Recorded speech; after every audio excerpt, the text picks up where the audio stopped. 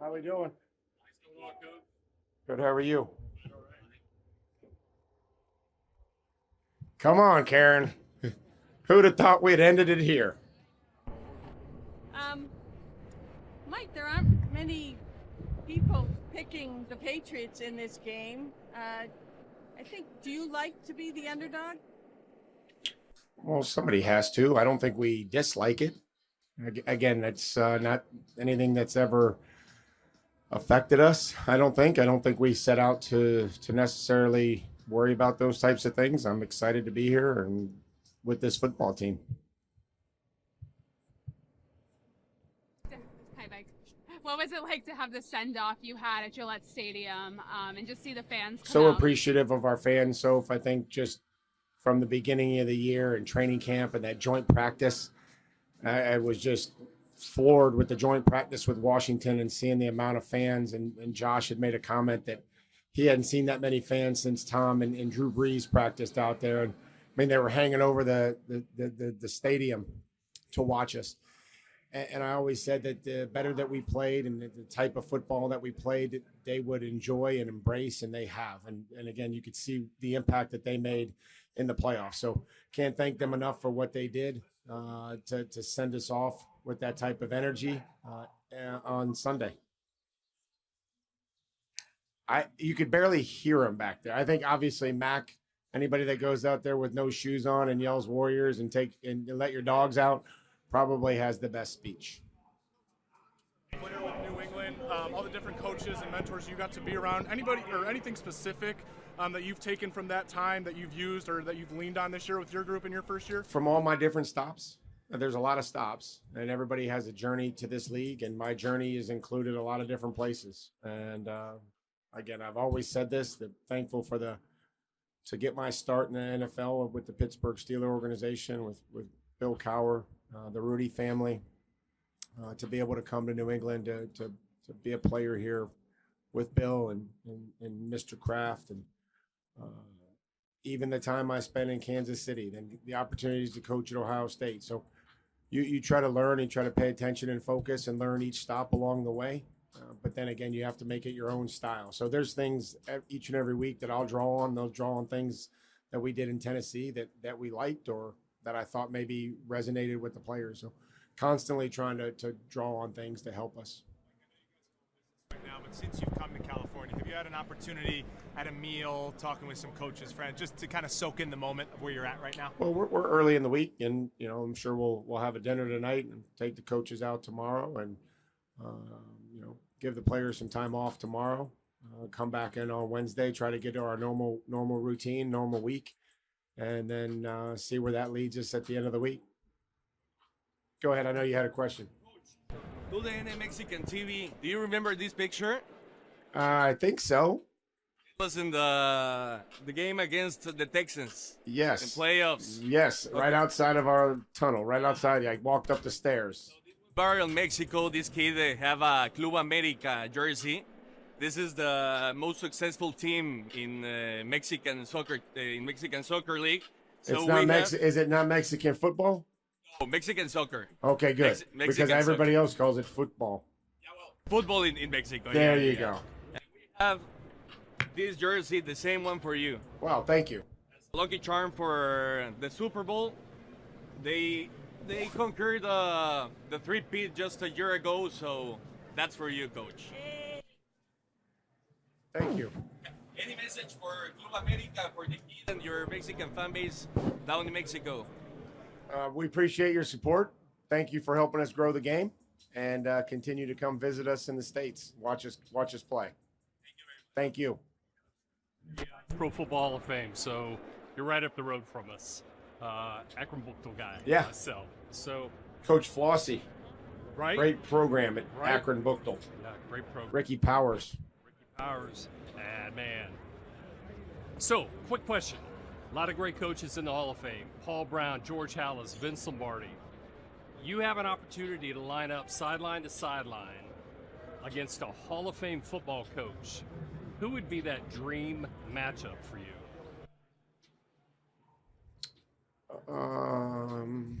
Man, that is an interesting question. Probably Paul Brown. I think just having been in that, stadium and growing up in that region and reading some of his early thoughts on training camp and the way that he structured things and, brought the guys in early and we're going to train and we're going to condition. And, those are a lot of things that still resonate today that we still do that were incorporated back then. Your mom and dad are so important to you, and I've read about the support they provided you as you grew up. Can you just speak for a moment about the importance of your mom and dad and what they taught you? Well, we all have different experiences, and I'm lucky to come from a great family. And I was an only child, so that means I was spoiled. But I always say that my dad taught me the value of toughness and hard work, and most importantly, the importance of being a part of a team and how strong that can be. So I appreciate my upbringing. I appreciate the support.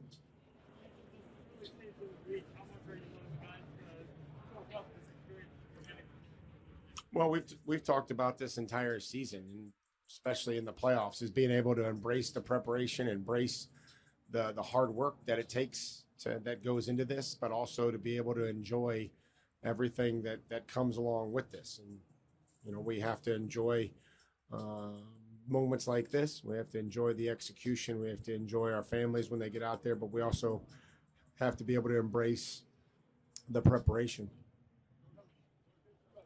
Is there one unexpected strength from the season, be it a player or a coach, that you feel has not gotten enough spotlight this season in terms of the national media coverage?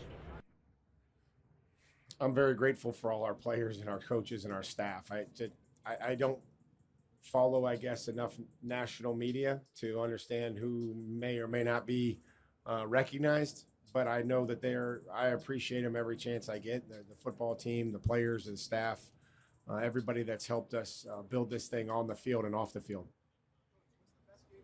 Who's your favorite player growing up? I was a Cowboys and I was a Browns fan first and a Cowboys fan. So I probably Bernie Kosar. I threw the ball sidearm because of Bernie. Kevin Mack, Michael Dean Perry, these guys. Clay Matthews, Frank Minifield, Hanford Dixon, those great Browns teams. And the best game I was a part of, hopefully it's Sunday. You and Mike McDonald have both been lauded for the ways that you have built these teams this year. Can you kind of just talk on the way that you've seen Mike McDonald and his team? Well, they've done a fantastic job. Not only are they talented, but they have an identity. They have a play style that I appreciate in all three phases. This will be a great identity matchup for us. This will be an identity war on the biggest stage. They play hard. Their defense runs to the football. They cause a lot of turnovers. You see they're committed to running the football. It's a physical football team. So, Mike has done a fantastic job. John's done a fantastic job putting that roster together. This will be a huge challenge. Congratulations. Is this a must-win game? A must-win? Yeah, I think every time we go out, it is a must-win game. I mean, it's kind of the attitude that I've always taken in the National Football League. The last couple of weeks with the weather, could you sense a little bit of an excitement, like a sigh of relief when you guys get out on the practice field today? T-shirts, shorts, feels like it's September again back home. Yeah, I mean, I think again it was good to get out here. The players appreciated being out on the field together. There was a good speed, there was a good energy, beautiful facility. To be able to practice at Stanford, so appreciate everything that they've done to give us a first-class facility to practice at. A guy like Robert Spillane, who you've coached on multiple teams, how important is he in a game like this? Well, he just cares a lot about the team. He will do anything for the football team. He plays extremely hard. He's a communicator. And he's, again, when you talk about middle linebackers, these guys, coordinate the defense. They run the defense. They communicate. They tie in the back end with the defensive line. So, Robert and all of those guys, and Christian, and could go all the way down the list. But, I think Robert cares deeply about this football team, and he'll do anything that he has to help us win. Coach, who's in charge of nicknames now? We went from the GOAT to Drake, May. I just call him Drake. I don't know who is in charge of the nicknames. I got plenty of nicknames for guys, but I feel like I just call him Drake. He answers to that.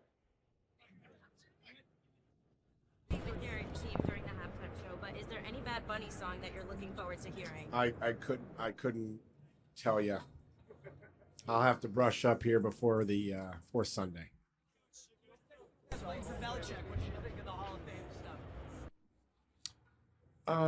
I'm confident that Bill will get in. I don't know the process. I know that everybody's talking about the process and however the vote needs to go. I know that Bill is a Hall of Fame coach, whether he's going to be in the Hall of Fame this year or next year or the year after that. He's a Hall of Fame football coach. 2023 being fired at the Titans, now to be in the Super Bowl. Can you speak to the redemption, the resilience of coming from the Titans, and is karma real? There's no redemption. I really enjoyed my time in Tennessee. Still have a home there. We'll go back. So I enjoyed my time there. I enjoyed the players that I got to coach and the people that helped us win. Karma, I think, again, if you do what's right at the right times, put yourself in enough opportunities to be lucky. I don't know if that's karma or not, but if you just keep doing the right thing and put yourself in the opportunity, then luck usually finds you. Really? 5 of these players on the podium tonight are players you added to your roster this season. 5 or more even. How are you so effective in quote unquote rebuilding this team? I think when you look at free agency, you have to get the right people. They have to be talented, but you have to get the right people that they're made of the right stuff, that their bones are good, that they come from, the right stuff. And that's the challenge that you wage in free agency sometimes. And we were very, I think, intentional about the people that we wanted and the type of people that we wanted to bring in and make commitments to. And then we added, guys from the draft. We added, really good guys in the draft, and then guys that were left over. So they committed to becoming a team early on, and that process still is happening right now. Drake, how did you think that Drake threw the football today at practice? Oh, I thought that we had a good third down day. I thought that, the ball came out good. I thought it was a crisp practice for Drake and for everybody else. To be limited tomorrow? I'm sorry? Do you expect Drake to be limited in practice, like a fuller practice tomorrow? Well, the players won't practice tomorrow, so I guess if we have to release an injury report, we'll do that at that time. We practiced today. We're going to have Tuesday off like we normally do and then come back on Wednesday. What's the key to attacking? What advice do you have for Robert Saleh as he heads into the job with Tennessee? Robert did a good job. He's a good football coach. Got a lot of energy, and there's a lot of good people there. And I know that Robert will do a good job. The same keys there all the time. I think we'll have to take care of the football. We'll have to, make sure that we're really good situationally. Third down, red zone, all those things that Super Bowls are usually won on. Whether that's at the end of the half or the end of the game. Making a field goal to get into overtime and scoring a touchdown, or being able to stop them in 2 minutes, like the Rams did against the Bengals, or all these. Other than last year, all these other games have been pretty close. What impresses you the most about Seattle? Yeah, absolutely. What impresses you the most about Mike McDonald's defense and the two high shell? Well, it's not exclusively split safety, but again, they'll disguise from it. They stop the run. They play hard. They match, deep routes. They don't give up a lot of explosive plays, and they tackle. There's a really good tackling football team. They don't miss many tackles. You obviously have an extensive history in playing in this game yourself, and you also scored touchdowns as a defensive player. First of all, did you have defensive guys asking for the ball in the game? And second of all, what did you guys give the guys for experience for this game, how to prepare and stuff like that? Yeah, everybody wants to score a touchdown. I don't know how many of them will, but all the defensive guys probably want to score touchdowns. Just continue to share my own experiences from coaches on the staff that have been here. There's other players that have been here. So, I think that all builds up towards the end of the week on things that we can focus on that may be a little different with this football game about the warm-up time before the game, the length of halftime, all these things that are going to be a little bit different. We can try to draw on everybody's experiences. You mentioned the scheduling aspect being a big factor. You've been here for a while. How have those different experiences, you coming into here as a player and now as a coach, anything that you specifically told the team this week just as far as getting ready for those newer guys? I think we just focus on some of the keys, and we've addressed some of those things. We'll work on the halftime later in the week and the length of halftime and how we'll do that. And but I think you try to keep it as normal as you possibly can as far as the preparation. I think we'll have to ramp up some situational football that may come into play here in this football game. An underdog a lot this year. Can you talk about what the identity has been of this team and what your message is in the locker room heading into the big game? The message, I probably try to wrap up the week on Sunday. Somebody asked me today, I don't want to go too long. I just want to try to find a sweet spot here about same thing I do every week is give them a quick little message and tell them I can't wait to watch them play, because I think that's the best thing that I could tell them is for all the work that they put in, that I can't wait to sit there and watch them compete on the football field. Go ahead. Team to have fun all year. How much fun are they having this week? Well, we're early in the week. I think that they have. I thought they had good energy at practice, and as long as they can enjoy themselves and be responsible, make great decisions, that's important. Besides Milton Williams. Well, again, I take great pride in coaching these guys and seeing these guys have success. It's why I do what I do. I enjoy watching guys improve. I enjoy watching guys take advantage of opportunities, and this certainly is a great opportunity. You mentioned situational football, emphasizing later this week. What sort of situations do you think could potentially be the keys to this game? Well, I think obviously third down in the red zone will be critical. Our ability to extend drives, they're really good on third down. Offensively, they've done a great job. They're first in the league, and 3rd and 2 to 5. So if we play the game in 3rd and 2 to 5, the numbers would say that they're going to be pretty good, and they're going to give us a bunch of fits. But our ability in the red zone to score touchdowns and make them kick field goals. Hi, Coach. How are you? I'm good. How are you? Good. I want to say congratulations making it to the Super Bowl.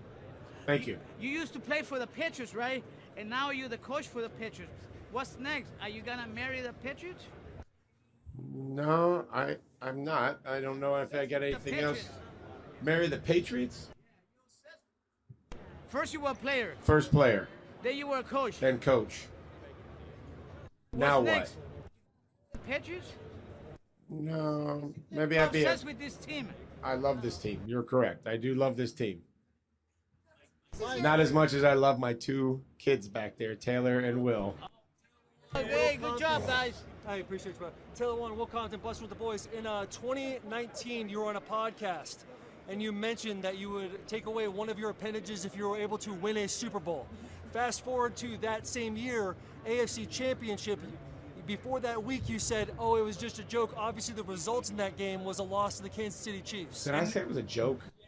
I put these guys on the map. We'll talk about the appendage tomorrow.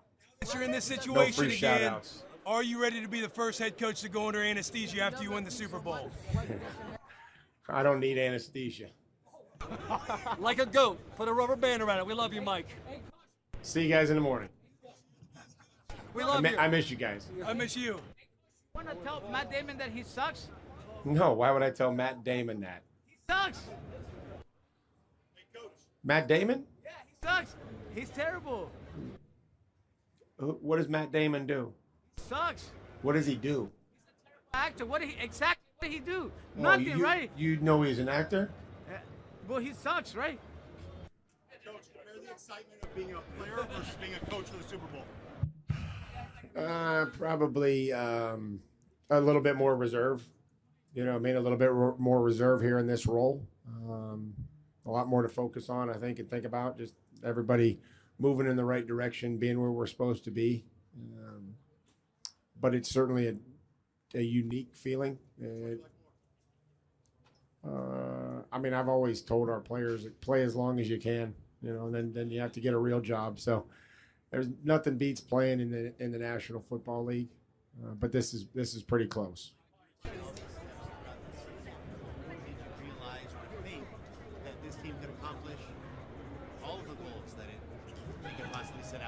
I mean, we believed all along, and we believed, and we said this, that sometimes you have to believe things before you can see them.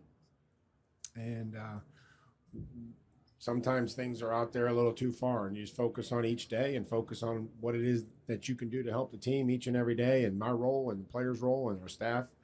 So I don't think there was one particular moment. It was just continue to get better and don't look too far ahead. Consistency is the biggest trait for you as a coach. Would you say there's a trait you kind of honed in on when you learned from Tennessee that you needed to improve on the most, that you've gotten a lot better at? I mean, just my communication. I try to improve my communication and being honest with these guys, and I think I've always done that. I think being authentic. I think they need to see who I really am as a person. I think that that's something that players nowadays believe strongly in, is who this person is going to be each and every day. So again, I appreciate the fact that they think I'm consistent. Probably something that I think is important each and every day. Congratulations. You talked about this season last year being a little bit of a reset. What did that year off with the Browns do for you, and what did you learn from your time with the Browns that you might have brought with you to the Patriots? Well, I would tell you the thing I learned the most about last year is that there's nothing that I want to do more than to coach this football team. That's what I learned. And being around players is so critical, and the connections that you make, and you can't lose sight of that no matter how long you've been a head coach. Finding ways to make connections with the players is important. As a player, what are some of the lessons from your brand of football that you guys played that you try to instill in these guys, some of the things that translate to Well, yeah, man, football is football, and it's about preparation. It's about taking advantage of your opportunity. Everybody's going to get an opportunity. Some people get more than others. That's the nature of this business. But I always tell them I didn't start a game in Pittsburgh for 4 years, and then I started for the next 10 years because I made a decision. There was an opportunity here, and things lined up. So there's a lot of it's about timing, but it's also about putting yourself in a position to take advantage of these opportunities. Speak to that incredible journey of starting football, right? Football is your life. You're a player. Now you get to approach the game from a different perspective, and you're leading a group of men into the biggest game there is in the sport. What is kind of that experience like? How much does this moment mean to you? Well, it's humbling. It's humbling to be in this experience and being grateful for their efforts, because without them, I don't get to sit here. I don't get to prepare for this game, and so I appreciate and I'm proud to be their football coach. You got the chance to play with Tom Brady, to coach Drake May. What things you find in similar with Drake May and Tom Brady? I mean, there'd never be another Tom Brady. I'm not into comparisons. I'm excited. I've said this. There's a large part of why I'm here is because of Drake May being the quarterback here, and me wanting to coach him and be a part of this organization. So I'm excited for his growth. I'm excited for what he's done, and I'm excited for what he's going to do. Have you shown the players your previous Super Bowl rings? No. What? You want to get them a little inspired? I don't even know where they are right now. I've moved around. When you're in this business, you move around a lot, so I don't know really where they are. Coach, what's the biggest difference between being a player and being a coach at the Super Bowl? And is this any reminiscence of your first Super Bowl appearance? No, this has all changed a lot. We were in the stadium. We sat in the stands, and you guys came up and interviewed us, and there was a couple people on the podium. I don't know necessarily, what the difference is. We're just trying to prepare. We're trying to get ready, but there's not a huge difference between being a player in this game or being a coach. I mean, obviously the player's going to go out and win it. There's no difference for you? Well, I mean, I just have a different role. I'm trying to schedule practice. I'm trying to make sure that these guys are all here and that they're wearing the right hat and they're not wearing something wrong, or they're drinking Gatorade instead of something else. Describe your philosophy towards Coach Vrabel during game day. Try to get to the stadium, try to get a workout in, try to grab something to eat, meet with the coaches. It's not all that exciting. Meet with the officials, head out with the family. that's it. What try to get our guys through the football game. Coach, it's a long season. Building a championship culture. When you take over a team, what are your priorities to building that championship culture? Well, we just put a program in place that they want to be proud of, that everybody's aligned and knows what it is that they're expected to do. Feel like making sure guys put the team first and that they're willing to protect the football team. That's my job, is to protect the team and make sure guys are accountable for their actions, that there's built on a connection. I think connection is huge. I think that, honesty is huge. Guys don't want to be given a runaround. I think being direct, and then just trying to get a bunch of talented players in there that care about the football team. What do you think of the passion of international fans that be staying up 2 a.m., 3 a.m. to watch the Patriots? Do you have a message for them out in Ireland, maybe? I think it's amazing the reach that our game has. And when I played or coached overseas, I was able to play in a preseason game in Ireland my rookie year. In Pittsburgh, was able to played in a preseason game in Mexico City, coached overseas, and just the excitement that the fans have and seeing us. And so I want to thank them for everything that they've done and will continue to do to support our football league. About how you're a little bit different. In your own personal foundation of your support system. What do you do during a hard time? Looking to your family, friends, loved ones. What does that look like for you? Yeah, I think mental health is something that we have to acknowledge, and that we have to be able to take care of ourselves before we can take care of others. Certainly have the support of my family. I have an amazing wife. I've got great kids, and again, it's not. The journey that I've taken them on is not the most pleasant. You move a lot, and people, we're always judged, and sometimes your family, when they love you, they don't like to hear things that people say about you. So I appreciate this. I'm excited to have them out here to have a great week. So, we take mental health very seriously, and we try to provide, the players and the staff, everybody, with some sort of place to go where they can't be judged. To bring you guys together, just to think about what is it things you guys like to do together? My family, I just think kind of vacation. We try to get away and vacation and stick together. A lot of different moving parts. Everybody's, different places, and try to get together and go on vacation. And everybody has different personalities too. I got one son has one personality, the other one has something different, and Jen's maybe a little bit more reserved. So everybody kind of comes together and forms their own dynamic in our family. Coach, you've got coffee culture at play. We've got Seattle, obviously big for Starbucks. Your area, big for Dunkin'. Where are you going, and what's your order? I can go either way. I go quad espresso from Starbucks. I can go iced coffee, almond milk, Forest Blender from Dunkin'. So it just depends what time of the day it is. About the movie, the Warriors, Sebastian Vollmer, and he told us that 2 weeks preparation for the Super Bowl might be even too much because you overthink plays and stuff like that as a player and maybe also as a coach. What do you think about that? Well, I think, you have to have some thought. You have to have some thought in this game and put some into the preparation. But, we don't want our guys to go out there and overthink and analyze too much. It's not going to work. You have to be able to be poised and instinctive and to be able to react quickly to things that come up. And as a player, I played in the Super Bowl where there wasn't a week off due to 9/11, and that was a whirlwind. And then I've been through it where there's a week off, and we try to make sure the schedule gives the players exactly what they're going to need for Sunday. The genesis of, I know one of your players got big on the Warriors movie, the bottles and.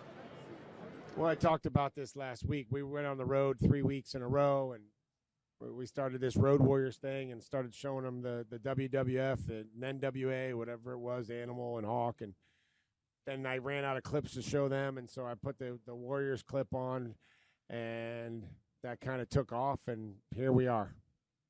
I know you're not going to be obviously the same as Bill Belichick when you played under him. Can you talk about how your style is? You're much more, I could say, verbose than he was, obviously. He was a very man of few words. Everybody's different. I don't know. You know what I mean? Again, I appreciated my time with Bill, enjoyed it, enjoyed every second, 8 years with Bill. Everybody's different. Our players have different personalities. Wouldn't expect them to all act like me, and they don't expect me to act like them either. Hi. Hi. I have to here. I want to give you this. I don't know if I can get this to you, but there you go. You don't have to put it on, but. Is this? Am I gonna get nailed? I want to ask you, do you think that the fact that you played on the Patriots, do you think that that helps your relationship with the guys? Because you kind of know like what the culture's Why like. are you looking above me? Is there like slime up there? You keep looking up Do you there. care to be? No. But I just think it's critical that there is some connection, and whatever that may be, there has to be a connection. It's hard what they do, go out on the field and each and every day and practice and put their bodies on the line for their team. And again, I want them to enjoy coming to work. I don't want them to dread coming to work. But also I have to hold everybody accountable to make sure that they're doing the actions that are expected of them to help the football team. But I also want them to have fun. slime any one of the players, maybe they missed a day of warm-ups or something, who would it be? Probably Stephon Diggs. Thank you. Do you want this back or is this for me? Are you sure? Okay. Playing in San Jose in the weather that you're facing. The weather's amazing. The weather and the people and everybody's been extremely nice. The setup at Stanford, the facilities. So everybody's been very welcoming, and this is a nice. This is beautiful out here. Coach, you're one of the first. I'm sorry? How about the venue here in San Jose? How do you like it? Well, so far it's a beautiful convention center. They've kind of just wheeled me around. I haven't been able to get to see a whole lot of it, other than just walking from different venue to different venue. Talk about the difference. You talk about the difference part. As both a player and a coach, what would your advice be to collectors? Should they collect you as a player or as a coach? Probably as a player. Congratulations on success Thank this you. season. Question, your dream matchup in the Oklahoma drill. And what are my choices? Hey, your pick of the litter. Give me a choices and I'll answer. Players. Okay, give me a choice between a couple guys. One running back, one linebacker. Okay. I don't know. We're not allowed to do the Oklahoma drill. That's the answer. Differences and similarities of being a captain on the field, coaching the team, and being an actual coach making decisions on the sideline. Everybody has a role. Everybody has a role to help the football team. Again, whether players are voted as captains or not, we believe strongly in leadership. I don't think there's any restrictions on leadership. You don't have to be a captain to be a leader. I think that we have different levels of that, and we're trying to grow, guys that can help push and carry guys, and with the leadership council and all that stuff, and then my role as a head coach is just making sure that I put a great staff together, and that I help bring everybody together, from the staff to the building, and making sure that everybody understands what their role is and has a clear expectation of what's expected of them. Weekly captain. I probably started that sometime in Tennessee. I just felt like there were so many guys that were deserving of it, and I think they enjoyed it. I think that the team enjoyed it. And again, I think it's a way to recognize a guy, a way to show their high school highlight film, have a little bit of fun with it, and it's turned out really well. And guys have taken to that, and they've really embraced it, and I appreciate that. Check out Malcolm here from Coach. Which was your favorite Super Bowl touchdown and why, Coach? Probably the first one. It was in, to be able to, catch one there at the end of the game. It was a pretty critical moment. Coach, between these two relationships, any similarities? Other than I'm taller than Bill, and they've got a lot more championships than we do, but no, that's a good picture. When you see it? I think that the relationship between the player and coach is really special, and it's one that I don't take for granted. What do you think about Coach Belichick not being a first ballot Hall of Famer? I think that Bill is a Hall of Fame coach, whether he gets in this year or next year or the year after. That coach. Thank you. How was your bond between Drake May and Josh McDaniels? Really strong, really. Just you forget how young Drake is when you start thinking about it, and Josh and I both have kids that are as old as Drake, and so Josh has got a lot of experience coaching a lot of different quarterbacks. Obviously Tom, but there's so many other ones, and so his experience being able to bring it back and make it personal for Drake has been really, really good. And I think that Josh has learned a lot just like I have, and you go through different times, and again, we're lucky to have both of those guys with us. Malcolm here from Special Olympics. He's got a question. Hi, Malcolm. How are Hi, you? Coach Vrabel. I'm awesome. This is my fourth Super Bowl that I'm covering, and I would like to know, you've done this as a player. What's the hardest part about coaching in the big game? Well, the hardest part about coaching in general is that you lose, you worry about a lot of things. Like, you're concerned with a lot of things. I don't want to say worry, but as a player, it's like, okay, this is what I have to do. This is my job. I go out and play, and I'm in a kind of a flow state. And as a coach, there's just a lot more things that may be out of your control.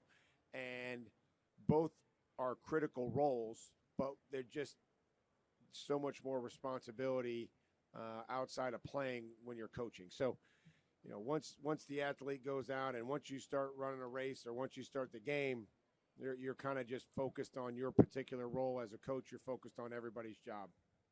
Thank you so much, Coach. Good luck on Sunday. Thank you. You brought James Mitchell, chaplain from Tennessee, to Foxborough. What did that mean to you, and why was that important for you to do? Well, Mitch was one of those people that we hired right when we got to Tennessee, and he really made an impact on our football team and our families. And I'm grateful that him and Val wanted to come and be with us. And I always say that Mitch, he lets him lean on his shoulder. He doesn't let him cry on his shoulder.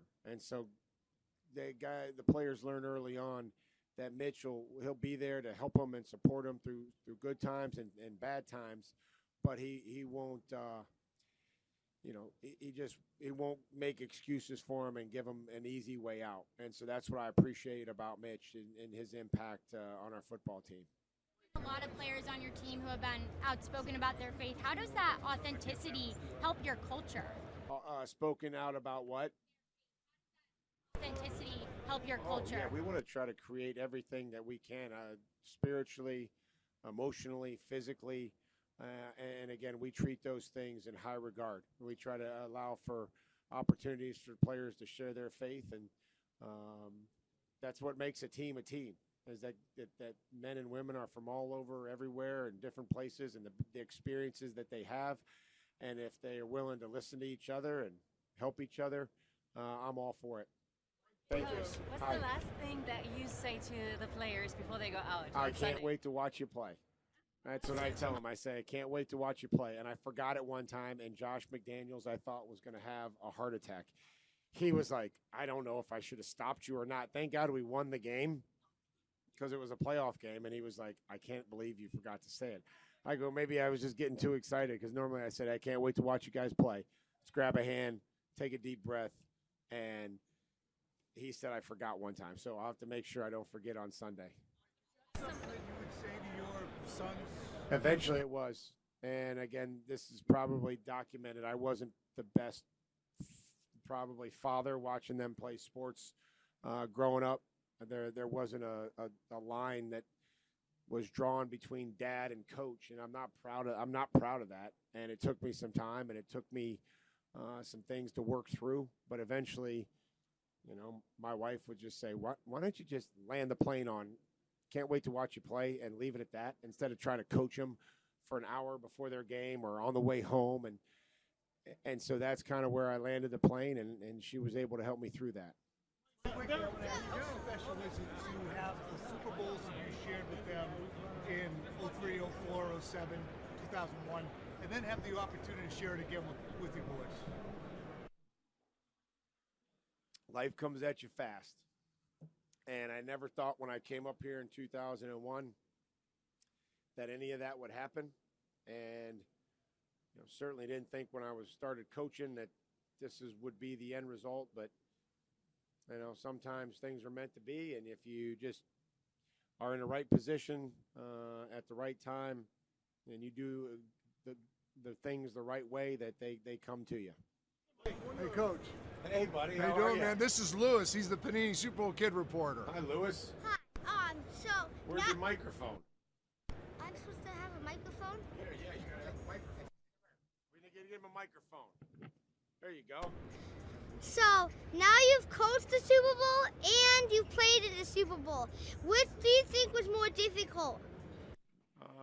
It's always more difficult to play than it is to coach.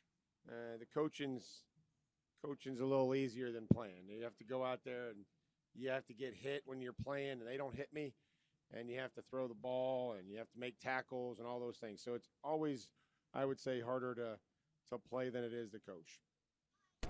Thank you. Good luck, Brad. If you've been at the top of the mountain, you've seen the view. Would you have more joy having your players hopefully experience that on Sunday rather than from a player's perspective? A million times over. I've had a great professional career in football, and I want them to experience this. I want them to have their kids on the field when the confetti comes down. And I was lucky enough to have my oldest son on the podium after a game where I had success in the Super Bowl, and I want them to experience that. I want them everything and every ounce of my being for them to experience that, and I think that's why I do what I do. One of my favorite memories was the game in Houston where you won the Super Bowl. You caught the touchdown pass.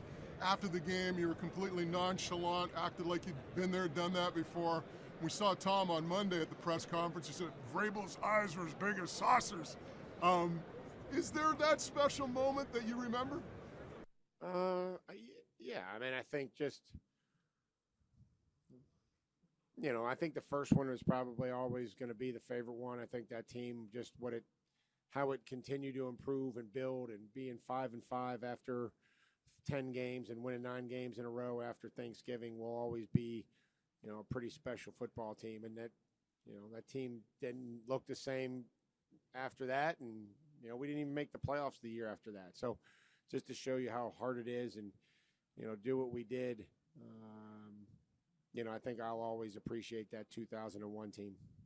Hey Mike, there have been 4 coaches hired this cycle that were previously head coaches before. What do you see as the value of experience and being able to learn from maybe some missteps in your current role, and how do you feel like that played into your success? I think we have to always learn from our experiences, whether that's as a player, and in each situation you try to gain knowledge to how you can better yourself. So whether I am a better coach now than I was in Tennessee, I just try to understand what I need to do each and every day, and the timing of it that's critical to provide this team with what it needs each day. Can you repeat this image? This picture, can you repeat? Can I explain it? Yeah. Yeah, that was after one of those Super Bowls where we had 2 rings, I guess. Let me see. We got both boys. Okay, they're happy campers. Sunday? Yeah, recreate. Yeah, I would love to see that. They're getting a little bigger. They're 25 and 24. But that was fun back then. Being able to do that. And this is what I want to do with our players, and be able to share that and have them do that with their families and their kids. Thank you for asking.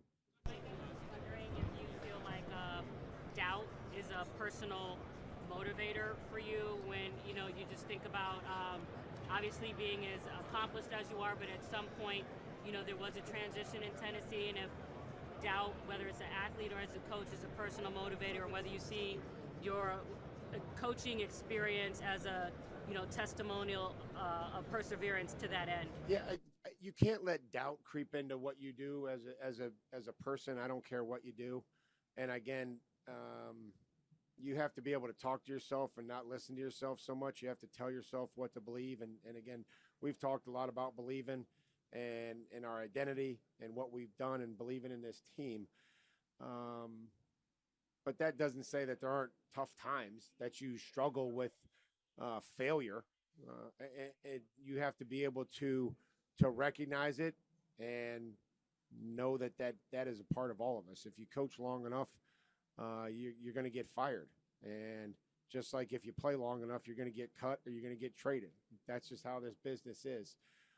And so I think I've tried to understand that. I've tried to explain it to the players that this is what happens. And I'm grateful for the opportunity to be able to do it with this group of guys.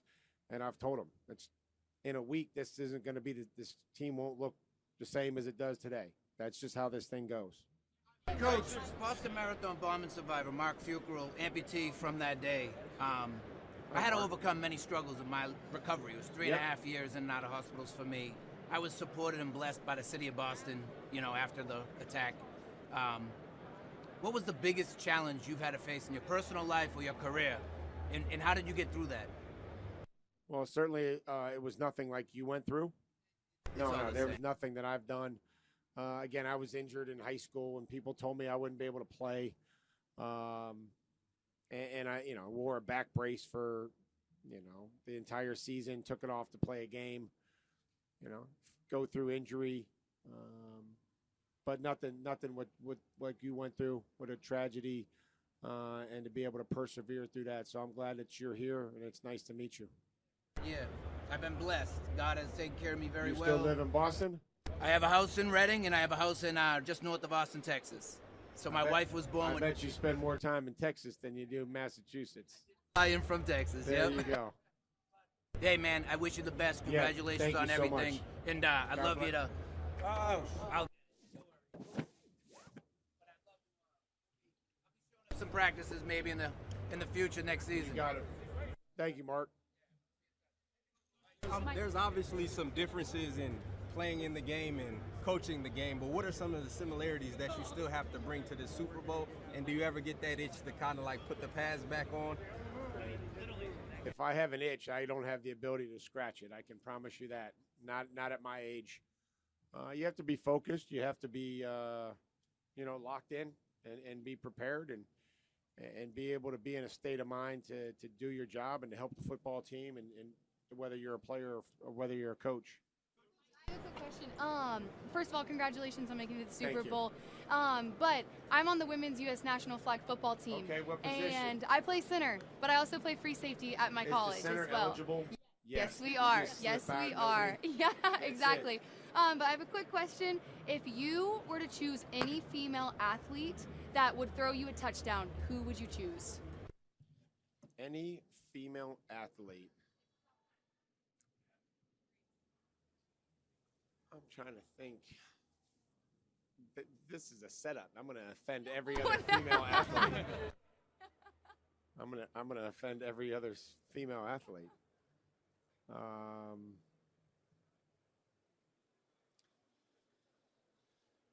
Let's go with.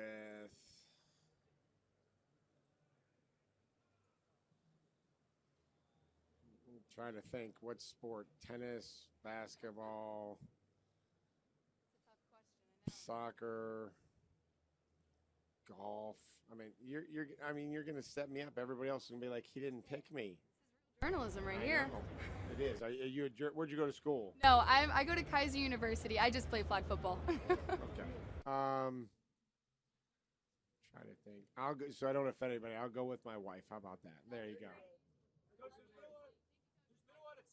Speak about Drake May's shoulder. Not nearly enough talk about your shoulders. You're looking jacked. What's your workout routine on your shoulders looking like these days? This is all natural, brother. I do a lot of coaching. I wish I was jacked.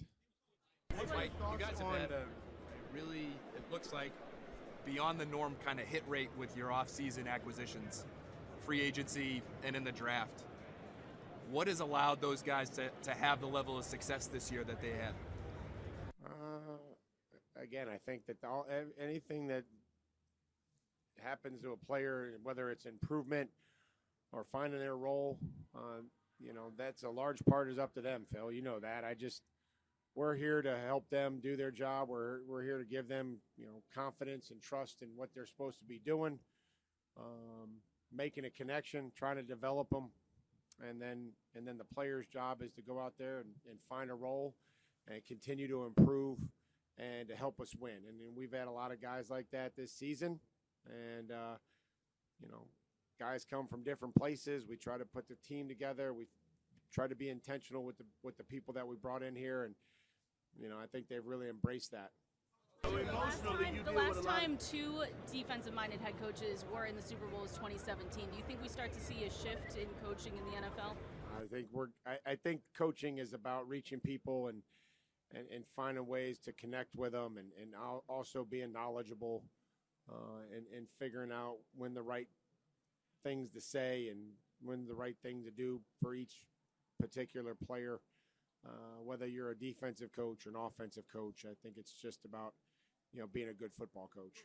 Any adjustment as a coach since leaving Tennessee? I mean, any changes in your approach in this new capacity?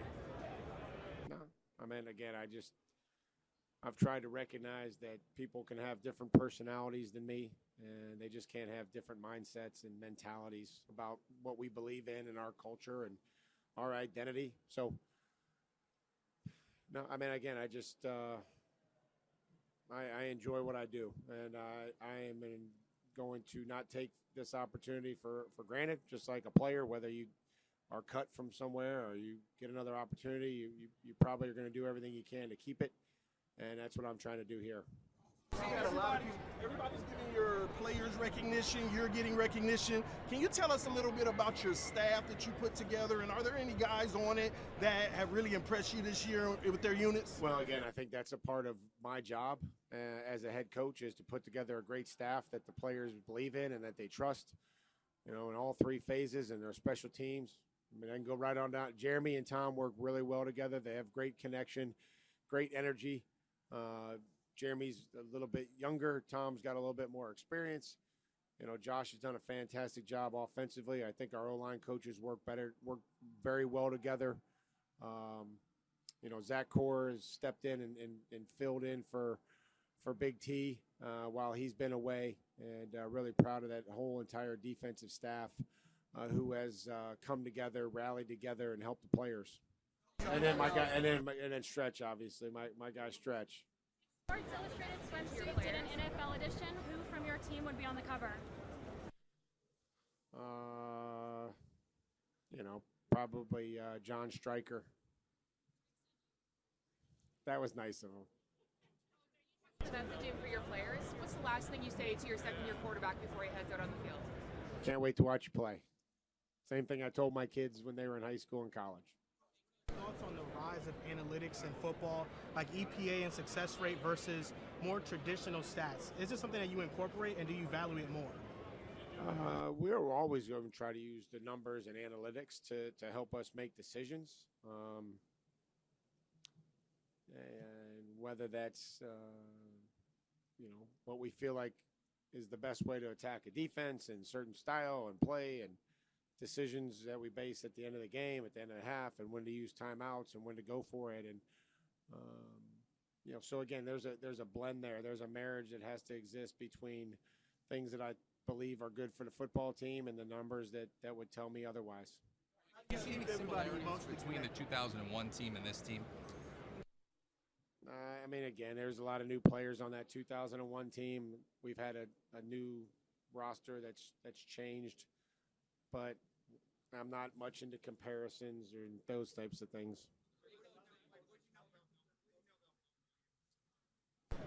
Yeah, we did a lot of work on him coming out of the draft, and Terrell and Clint McMillan had done a lot of work on him coming out, and just the type of person that he was and the family that he's come from. And so we knew that the person that we were going to get, and we were confident that he'd be somebody that we wanted to add to our roster.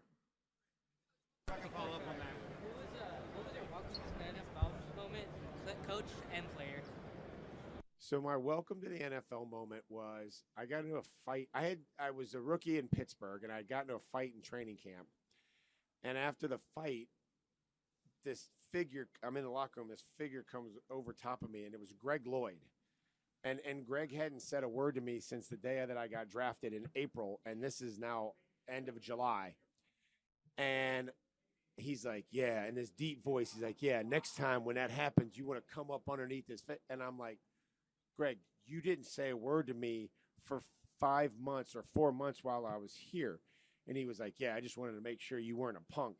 And then we were great friends ever since then. But I was scared to death of Greg Lloyd. He didn't say a word to me until I got into a fight in training camp. And then all of a sudden, like, we wanted to be buddies because he just wanted to make sure that I was worthy of being on that defense. Exactly, being a Pittsburgh Steeler.